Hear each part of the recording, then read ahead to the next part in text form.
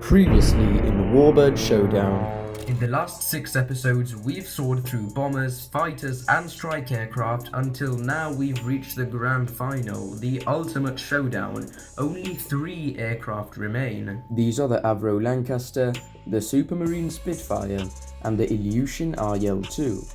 Each one shaped the course of World War II in its own unique way, but today only one can claim the title of greatest aircraft of World War II. So without further delay, let's finish this battle once and for all. This is Warbird Showdown, the ultimate aircraft of World War II. Let's take a look at our first finalist, the Lancaster. It's no secret that it was an absolute powerhouse of a bomber. It could carry an unrivaled payload and executed some of the most daring missions of the war. It proved time after time that it could get the job done under extreme conditions, flying through heavily defended enemy skies, dropping its bombs with precision, and making it back home. But here's the question we have to ask. How can you compare a bomber, no matter how legendary, with the sheer speed, agility, and versatility of a fighter like the Spitfire? Bombers have their strengths, big payloads and long-range capabilities, which fighters don't, but when it comes to dogfighting or reacting quickly in combat, they don't stand a chance.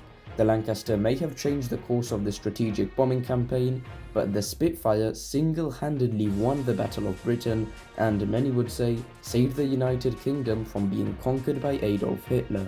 This is the difference. The Lancaster was the most powerful bomber until the last years of the war, whereas the Spitfire's phenomenal climb and turn rates secured its place as the best dogfighter in the world during the entirety of the war. This places the aircraft in a different league altogether. Even though the Lancaster was the king of the skies in its own right, it simply cannot compete with the raw aerial supremacy of the Spitfire. Our last finalist is the Soviet IL-2. On the Eastern Front, the IL-2 was a symbol of Soviet resistance and a nightmare for German ground divisions. Its heavy armor allowed it to shrug off hits from the ground while delivering crushing attacks on tanks, artillery, and infantry.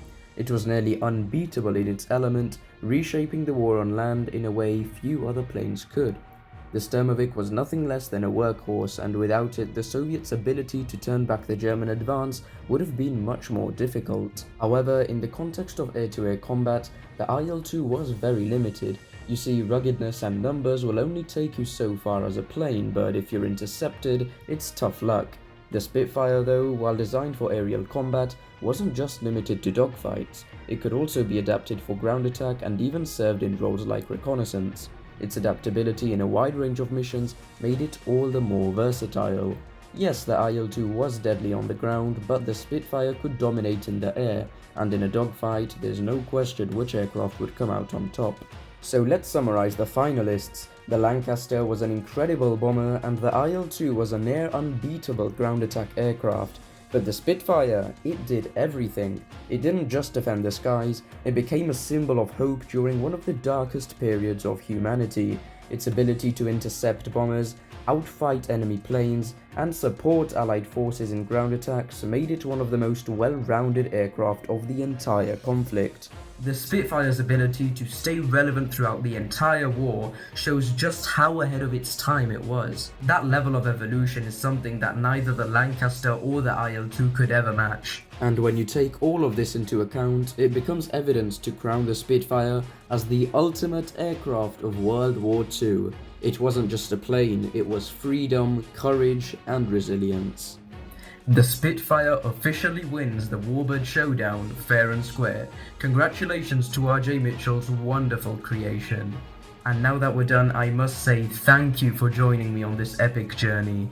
I massively appreciate all your support, comments, insights, suggestions, everything, really, thank you. Without your motivation, this series would probably not be the same. So I'll see you next time. Ravji Boy signing off, stay tuned and have a fly-tastic day.